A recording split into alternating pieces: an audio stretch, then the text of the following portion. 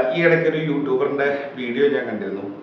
അദ്ദേഹം വിദേശ വിദ്യാഭ്യാസത്തിന് പോകുന്ന സ്റ്റുഡൻസിന് കുറച്ച് ഉപദേശങ്ങൾ കൊടുക്കുന്നതും അത് നിശിതമായിട്ട് വിമർശിക്കുന്നതുമായിട്ടുള്ള വീഡിയോ ആണ് ഞാൻ കണ്ടത്. 2 വീഡിയോസ് ഉണ്ടായിരുന്നു. ഒന്ന് ജർമ്മനിയിൽ പോകുന്നതിനെ കുറിച്ചും മറ്റൊന്ന് കോമൺ ആയിട്ട് നമ്മുടെ നാട്ടിൽ എന്തുകൊണ്ട് സ്റ്റുഡൻസ് നിൽക്കുന്നില്ല എന്നുള്ള കാര്യങ്ങളൊക്കെ അദ്ദേഹം അതിൻ്റെ അത് പറയുന്നതായിട്ട് ഞാൻ കണ്ടു. അപ്പം ഇതിൽ എൻ്റെ ഒരു വെർഷനാണ് ഞാനിതിൽ പറയാൻ ഉദ്ദേശിക്കുന്നത്. ബേസിക്കലി നമ്മുടെ നാട്ടിൽ നിന്ന് സ്റ്റുഡൻസ് 12th കഴിയുമ്പോൾ തന്നെ പ്രത്യേകിച്ച് സ്കില്ലൊന്നും ഇല്ലാതെ അവരവിടെ പോകുന്നു. അവർ നമ്മളുടെ നാട്ടിൽ ഒരു ബംഗാളി വരുന്നതിന് തുല്യമാണ് ഈ പോകുന്ന സ്റ്റുഡൻസ് അവിടെ ചെന്നിട്ട് അവരുടെ അവസ്ഥ എന്നുള്ള രീതിയിലാണ് അദ്ദേഹം ആദ്യമായിട്ടൊരു മെയിനായിട്ട് പറയുന്ന ഒരു പോയിന്റ്. ഇതിൽ എനിക്ക് തോന്നിയൊരു കാര്യം എന്താണെന്ന് വെച്ച് കഴിഞ്ഞാൽ ഇവർ വരുന്ന നാടുകളിൽ ഈ അതിഥി തൊഴിലാളികൾ എന്ന് വിളിക്കുന്ന ഇവര് വരുന്ന നാടുകളിൽ അവരുടെ നാട്ടിൽ ഇവർക്ക് അവിടെ ഒരു ജോലി കിട്ടാഞ്ഞിട്ടാണോ അല്ലെങ്കിൽ അവർക്ക് അവിടെ ഒരു ലൈഫ് സ്റ്റൈൽ ഇല്ലാഞ്ഞിട്ടാണോ അവരിവിടെ വരുന്നത്? കേരളത്തിൽ ആ ഒരു രാജ്യത്തെക്കാളും അവർ താമസിക്കുന്ന സംസ്ഥാനത്തെക്കാളും കൂടുതൽ വേജസ് അവർക്ക് കിട്ടുന്നു എന്നുള്ളൊരു കാര്യമാണ് അവരെപ്പോഴും പ്രയോറിറ്റി കൺസേൺ ചെയ്യുന്നത്. അവരുടെ മെയിൻ പോയിന്റ് അതാണ്. അവരിങ്ങോട്ട് വരാൻ കാരണം അവർക്ക് കൂടുതൽ ഒരു ഏണിങ്സ് കിട്ടും, അവരുടെ നാട്ടിനേക്കാളും ബെറ്റർ ലൈഫ് സ്റ്റൈൽ ഇവിടെ ഉണ്ട് എന്നുള്ള കാരണം കൊണ്ട് തന്നെയല്ലേ അവരിവിടെ വരുന്നത്. അവരുടെ നാട്ടിൽ ഹൈലി ക്വാളിഫൈഡ് ആയിട്ടുള്ള എത്ര ആൾക്കാർ നമ്മുടെ നാട്ടിൽ വന്നിട്ട് ഇതേപോലത്തെ ജോലികൾ ചെയ്യുന്നു? നിങ്ങൾ തന്നെ ഒന്ന് ചിന്തിച്ചു പോവുക. അതേപോലെ അവിടെ നിന്ന് വരുന്നവരുടെ ഒരു സാഹചര്യം അല്ലെങ്കിൽ അവിടെ നിന്ന് വരുന്നവരുടെ ഒരു സാഹചര്യമാണോ നമ്മുടെ നാട്ടിലുള്ള കുട്ടികളുള്ളത്? അവരുടെ നാട്ടിൽ തീരെ വിദ്യാഭ്യാസം കുറഞ്ഞ് അവിടുത്തെ സാധാരണ കൃഷിപ്പണികളോ അല്ലെങ്കിൽ സാധാരണ ലേബർ ജോലികളോ ചെയ്യുന്ന ആൾക്കാരാണ് ഈ നമ്മളുടെ നാട്ടിലേക്ക് അതിഥി തൊഴിലാളികൾ എന്ന് പറഞ്ഞു വരുന്ന ഈ ആളുകൾ. ഇവർക്ക് എഡ്യൂക്കേഷൻ വൈസ് അത്ര ക്വാളിഫൈഡോ അല്ലെങ്കിൽ ചിലപ്പോൾ എഴുതാനോ വായിക്കാനോ പോലും അറിയാൻ പാടില്ലാത്ത ആൾക്കാരാണ് ഇവർ. നിങ്ങളുടെ മക്കളെ അങ്ങനെ ഒരു വിദ്യാഭ്യാസം ഇല്ല, തീരെ ലോകവിവരമില്ലാത്ത ആൾക്കാരായിട്ടാണോ നിങ്ങൾ കാണുന്നത്? എനിക്ക് അദ്ദേഹം പറഞ്ഞ ആ പോയിന്റിനോട് വളരെ വലിയൊരു വിയോജിപ്പാണ്. കാരണം നമ്മളുടെ ഇവിടുന്ന് കുട്ടികൾ കയറി പോകുന്നത് ഒരു സ്കില്ലോ ഒരു ക്വാളിഫിക്കേഷനോ എടുക്കാൻ വേണ്ടിയിട്ടാണ്. അവർക്ക് പഠിക്കുന്ന സമയത്ത് അവർക്ക് തീർച്ചയായിട്ടും സ്ട്രഗിൾ ഉണ്ട്. അവർക്ക് അത്യാവശ്യം കാരണം അവരുടെ ഫീസ് അതേപോലെ തന്നെ അവരുടെ ലിവിങ് എക്സ്പെൻസസ് കാര്യങ്ങളെല്ലാം മീറ്റ് ചെയ്യാനുണ്ട് അവർ പഠിക്കുന്ന സമയത്ത്. ഈ പഠിച്ചതിന് ശേഷം അവർക്ക് അവിടെ ഒരു ജോലിയിലോട്ട് മാറി അവർക്ക് അവിടെ സെറ്റിൽ ആവാനുള്ള ഒരു ഓപ്ഷനാണ് കിട്ടുന്നത്. അവിടുത്തെ ലോക്കൽ സ്റ്റുഡൻസ് എങ്ങനെയാണോ അവരെങ്ങനെ ക്വാളിഫൈഡ് ആവുന്നു അതുപോലെ തന്നെയാണ് നമ്മൾ ഇവിടുന്ന് പോകുന്ന കുട്ടികളും അവിടെ പഠിച്ചിറങ്ങി പാസ്സാകുമ്പോൾ അവരുടെ സെയിം ക്വാളിഫിക്കേഷനിൽ തന്നെയാണ് ഇവരും പാസ്സാവുന്നത്. നമ്മളുടെ നാട്ടിലൊരു ബംഗാളി എത്ര പോയാലും അവർക്ക് കിട്ടാവുന്ന ഒരു പ്രൊമോഷൻ എന്താണെന്ന് അല്ലെങ്കിൽ അവർക്ക് കിട്ടാവുന്ന ഒരു പൊസിഷൻ എന്താണെന്ന് നിങ്ങൾക്ക് തന്നെ ചിന്തിക്കാവുന്നതേ ഉള്ളൂ. അദ്ദേഹം പറഞ്ഞ ആ ഒരു പോയിന്റോട് അതുകൊണ്ട് എനിക്ക് തീർച്ചയായിട്ടും വിയോജിപ്പാണ്. കാരണം ഒരു അല്ലെങ്കിൽ ഇവിടുന്ന് ഒരു വർക്ക് വിസയിൽ പോകുന്ന വ്യക്തിയാണെങ്കിലും ഏതെങ്കിലും ഒരു സ്കിൽഡ് ക്വാളിഫൈഡ് ആയിട്ടുള്ള അല്ലെങ്കിൽ ഏതെങ്കിലും ഒരു പർട്ടിക്കുലർ സ്കില്ലിൽ ക്വാളിഫൈഡ് ആയിട്ടുള്ള ആൾക്കാർക്കാണ് ഇവിടുന്ന് വർക്ക് വിസ കിട്ടിപ്പോകുന്നത്. ഫോർ എക്സാമ്പിൾ ഇപ്പോൾ നഴ്സസോ അല്ലെങ്കിൽ IT പ്രൊഫഷണൽസ്, എഞ്ചിനീയറിംഗ് അങ്ങനെയുള്ള ബാക്ക്ഗ്രൗണ്ടിലുള്ളവർ അവർ ക്വാളിഫൈഡ് ആയിട്ടുള്ള ഒരു വ്യക്തിയാണ് അവർ അങ്ങോട്ട് പോകുന്നത്. അവർക്ക് അവിടെ ചെല്ലുമ്പോൾ ക്വാളിഫൈഡ് ആയിട്ടുള്ള ഒരു ജോലി അവർക്ക് അവിടെ ഉണ്ട്.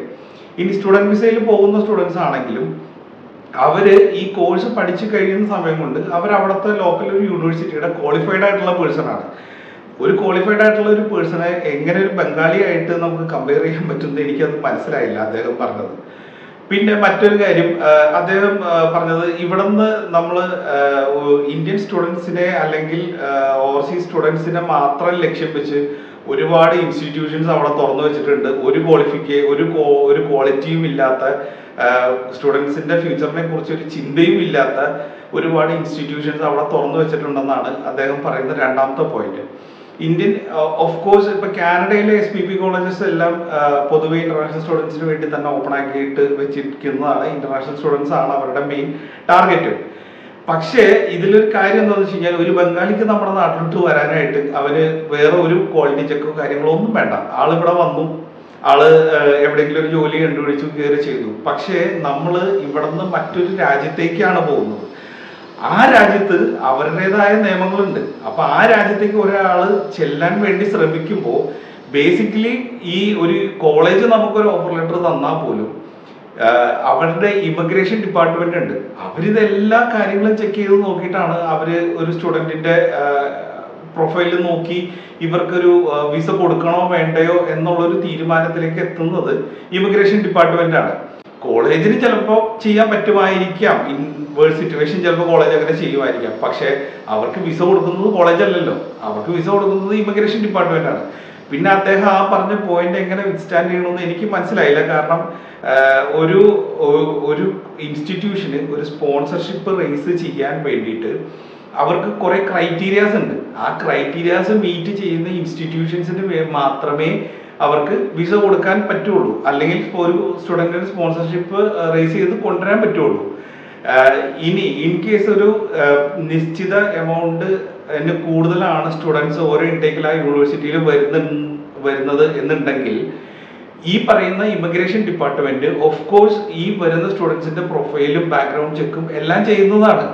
അപ്പൊ ഒരു പേപ്പേഴ്സും പോലും തെറ്റാതെ കറക്റ്റായിട്ട് അവരുടെ ഈ ഇമിഗ്രേഷന്റെ ക്രൈറ്റീരിയാസ് കറക്റ്റായിട്ട് മീറ്റ് ചെയ്യുന്ന വ്യക്തിക്ക് മാത്രമേ ഇവിടുന്ന് കയറി അവിടെ എത്താൻ പറ്റുള്ളൂ. ചില യൂണിവേഴ്സിറ്റീസ് 50% കുറവ് മാർക്കുള്ള സ്റ്റുഡൻസിന് അവരവിടെ എടുക്കണമെന്ന് പറയണം. അത് ആ യൂണിവേഴ്സിറ്റിയുടെ 100% റെസ്പോൺസിബിലിറ്റി ആണ്. ഇനി 50% താഴെ മാർക്കുള്ള ഒരാൾക്ക് അവിടെ വിസ കിട്ടുന്നു എന്നുണ്ടെങ്കിൽ അതിന് കറക്റ്റ് ആയിട്ടുള്ള ഇന്റർവ്യൂസ് കണ്ടക്ട് ചെയ്ത് അതിന് വേണ്ടിയിട്ടുള്ള ഇപ്പൊ കാനഡയോ അല്ലെങ്കിൽ USA ഓസ്ട്രേലിയ പോലെയുള്ള രാജ്യങ്ങളിൽ അവര് ഒരു IELTS എക്സാം അവർ കണ്ടക്ട് ചെയ്തിട്ട് അതാണ് ആ സ്റ്റുഡന്റിന് ലാംഗ്വേജ് ഉണ്ട്, അവിടെ വന്നിട്ട് ആൾക്ക് കമ്മ്യൂണിക്കേറ്റ് ചെയ്യാം, ആൾക്ക് സർവൈവ് ചെയ്യാനുള്ള കാര്യങ്ങളെല്ലാം അറിയാം എന്നുള്ളതിന്റെ ഒരു ക്രൈറ്റീരിയ ആണത്. അപ്പൊ വിത്ത് സെർട്ടൻ ക്രൈറ്റീരിയാസ് മീറ്റ് ചെയ്യുന്ന ആളുകൾക്ക് മാത്രമേ സത്യം പറഞ്ഞാൽ അവിടെ വിസ കൊടുക്കുന്നുള്ളൂ.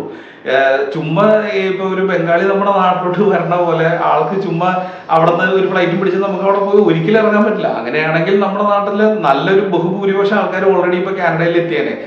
പണ്ട് ആപ്പിൾ വരയ്ക്കാൻ വിസ എന്നൊക്കെ പറഞ്ഞ് നടന്നിരുന്നെങ്കിൽ പോലും അൾട്ടിമേറ്റ്ലി ഈ സംഭവം നമ്മൾക്ക് ഇമിഗ്രേഷനിൽ ചെന്ന് ഇമിഗ്രേഷനെ കൺവിൻസ് ചെയ്യാനുള്ള ഡോക്യുമെന്റ്സും കാര്യങ്ങളും നമുക്ക് കൊടുത്താൽ മാത്രമേ നമുക്ക് ഇവിടുന്ന് വിസ കിട്ടുകയുള്ളൂ. അപ്പൊ അദ്ദേഹം ആ പറഞ്ഞ പോയിന്റിനോടും എനിക്ക് വളരെ വലിയ വിയോജിപ്പാണുള്ളത്. കാരണം ഇൻസ്റ്റിറ്റ്യൂഷൻസ് എല്ലാം ഗവൺമെന്റ് റെഗുലേഷൻസ് പാലിക്കുന്ന ഇൻസ്റ്റിറ്റ്യൂഷൻസിലേക്കാണ് സ്റ്റുഡൻസ് ഇവിടെ കയറി പോകുന്നത്. പിന്നെ പാർട്ട് ടൈം ഓപ്പർച്യൂണിറ്റീസ് കുറവാണ് എന്ന് പൊതുവെ പറഞ്ഞു കേൾക്കുന്നുണ്ട്. അത് ഉള്ളത് തന്നെയാണ്. കാരണം ഒരു 2019 ശേഷം വളരെ ലാർജ് എമൗണ്ട് ഓഫ് സ്റ്റുഡൻസ് നമ്മുടെ നാട്ടിൽ നിന്ന് കയറി പോയിട്ടുണ്ട്. അപ്പൊ ഈ 2019 മുമ്പ് ഉണ്ടായിരുന്ന ഒരു സാഹചര്യം പാർട്ട് ടൈം കിട്ടാനുള്ള ഓപ്പർച്യൂണിറ്റീസ് വളരെ കുറഞ്ഞിട്ടുണ്ട് പല രാജ്യങ്ങളിലും. എന്ന് വെച്ച് പാർട്ട് ടൈം കിട്ടാതിരിക്കുന്ന സാഹചര്യമൊന്നുമില്ല. ചിലപ്പോൾ അവർ കോളേജിൽ നിന്ന് റീലൊക്കേറ്റ് ചെയ്ത് അല്ലെങ്കിൽ കോളേജിന്റെ അവിടെ നിന്ന് റീലൊക്കേറ്റ് ചെയ്ത് വേറെ ഏതെങ്കിലും സ്ഥലങ്ങളിൽ പോയിട്ട് വേണം പാർട്ട് ടൈം കണ്ടുപിടിക്കാൻ. ആ ഒരു പോയിന്റിനോട് ഞാൻ എന്തായാലും അംഗീകരിക്കുന്നുണ്ട്. പിന്നെ ഒരു കാര്യം ആള് പറയണത് മുടി വെട്ടാൻ അവിടെ ബാർബർ ഷോപ്പിൽ പോയി കഴിഞ്ഞാൽ ഭയങ്കര ചെലവാണ്, അത് ആരെ കൊണ്ട് താങ്ങാൻ പറ്റുന്നില്ല, അതുകൊണ്ട് തന്നെ ഒളിച്ചും പാത്തും പോയാണ് മുടി വെട്ടുന്നത് എന്നൊക്കെ പറയുന്നുണ്ട്. ഇത് വളരെ കോമൺ ആയിട്ടുള്ള ഒരു കാര്യമാണ്. അവിടെ എല്ലാവരും അവിടുത്തെ ലോക്കൽ ആൾക്കാർ പോലും മുടി വെട്ടാനായിട്ട് അവര് ട്രിമ്മർ വെച്ചിട്ട് വൈഫിനെ കൊണ്ടോ അല്ലെങ്കിൽ അവരുടെ പരിചയക്കാർ ഫ്രണ്ട്സ് ആരെങ്കിലും കൊണ്ടൊക്കെയാണ് ചിലപ്പോൾ മുടി വെട്ടിക്കാറ്. അത് നിങ്ങൾക്ക് അവരുടെ ഹെയർ സ്റ്റൈൽ നോക്കിയാൽ മതി. ഞാൻ പ്രത്യേകിച്ച് പ്രൂഫൊന്നും തന്നില്ലെങ്കിലും കുഴപ്പമില്ല. അവിടുത്തെ ലോക്കലായിട്ടുള്ള ആൾക്കാരുടെ ഹെയർ സ്റ്റൈൽ നിങ്ങൾക്ക് നോക്കിയാൽ മനസ്സിലാവും. അത് സാധാരണ നമ്മുടെ നാട്ടിൽ കിട്ടുന്ന നല്ലൊരു ട്രിമ്മർ വെച്ചിട്ട് അവരത് ട്രിം ചെയ്തെടുക്കുന്നതാണ്. അത് ചിലപ്പോൾ തലയുടെ പുറവശവും സൈഡും അവരിൽ ഷോർട്ടായിട്ട് വെച്ചിട്ട് മേളുഭാഗം കുറച്ചും കൂടെ കൂടുതൽ ഇതുള്ളത് വെച്ചിട്ട് അവർ ചെയ്യും. പൊതുവേ അവിടെ ബ്യൂട്ടി പാർലേഴ്സും അല്ലെങ്കിൽ അങ്ങനെയുള്ള ഫെസിലിറ്റീസ് യൂസ് ചെയ്യുന്നത് അവിടുത്തെ ലേഡീസാണ്. അതും ഒക്കേഷണലി അവർ പോയി അവർ ചെയ്തിട്ട് വരികയാണ്. ഓഫ് കോഴ്സ് അവിടെ അങ്ങനെയുള്ള കാര്യങ്ങൾക്ക് നമ്മളെ നാട്ടിലെ മുടിയിട്ട് വെച്ച് നോക്കുമ്പോൾ എക്സ്പെൻസ് കൂടുതലാണ്. അതുകൊണ്ട് തന്നെ ആണ് അങ്ങനെ ചെയ്യുന്നത്.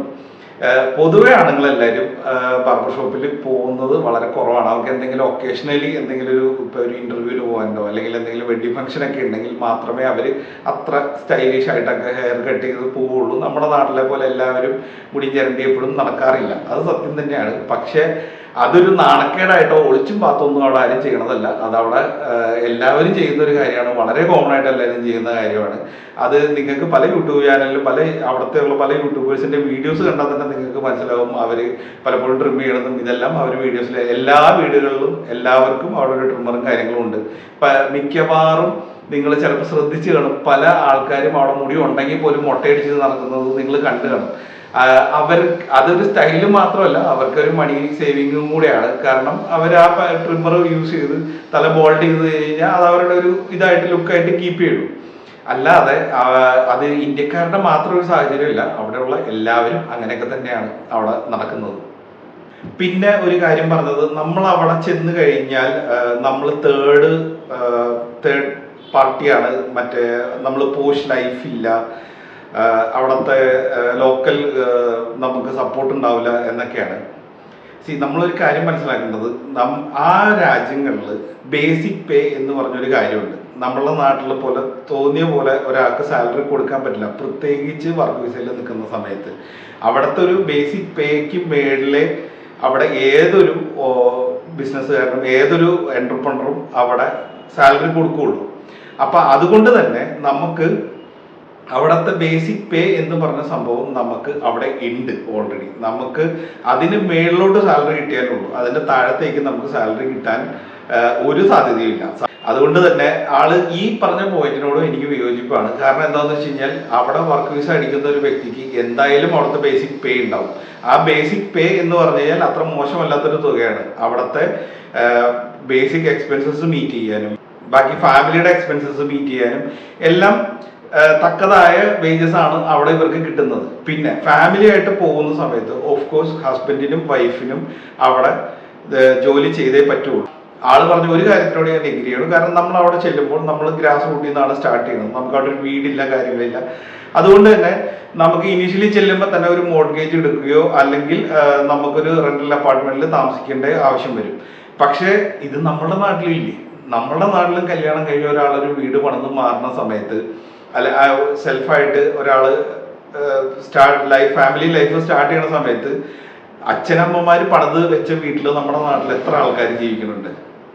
നമ്മുടെ നാട്ടില് കൂടുതലും എല്ലാവരും കല്യാണം കഴിഞ്ഞ് അവരുടേതായ ഒന്നല്ലെങ്കിൽ ഒരു ചെറിയ പ്ലോട്ട് മേടിക്കുകയോ ഫ്ലാറ്റ് മേടിക്കുകയോ അല്ലെങ്കിൽ പേരൻസ് തന്നെ വീതിച്ചു കൊടുക്കുന്ന സ്ഥലത്ത് ഒരു വീട് പണിതല്ലേ എല്ലാവരും താമസിക്കുന്നത്. ആള് പറയുന്ന രീതിയിൽ എനിക്ക് തോന്നുന്നു എന്താണ്, എല്ലാവർക്കും ഇവിടെ ഫുൾ സെറ്റിൽഡ് ആണ്, വേറെ ഒന്നും നോക്കണ്ട, നമുക്ക് ആ വീടിന്റെ വയസ്സ് ഒരു എക്സ്പെൻസസും വരുന്നില്ല എന്നുള്ള രീതിയിലാണ് ചെയ്യണത്. ഇനി നമ്മുടെ നാട്ടിലെ അച്ഛനമ്മമാര് പണിതിട്ടൊരു വീടുണ്ടെങ്കിൽ തന്നെ നമുക്ക് ആ വീട്ടിൽ എത്ര കാലം താമസിക്കും? ഒരു വീടിന്റെ ആയുസ് എത്രയാണ്? നമ്മുടെ നാട്ടിലുള്ള ഒരു വീട്ടിൽ നമുക്ക് എത്ര നാൾ താമസിക്കാൻ പറ്റും? ആ വീട് എന്തായാലും ഒരു കാലഘട്ടം കഴിയുമ്പോൾ നമുക്ക് റിനോവേറ്റ് ചെയ്ത് വീണ്ടും നമുക്ക് അത് കുറച്ചും കൂടെ ബെറ്റർ ആക്കി ജീവിച്ചേ പറ്റുള്ളൂ. അടിസ്ഥാന സൗകര്യങ്ങളൊക്കെ മെച്ചപ്പെടുത്തി നമുക്ക് ചെയ്തേ പറ്റുള്ളൂ.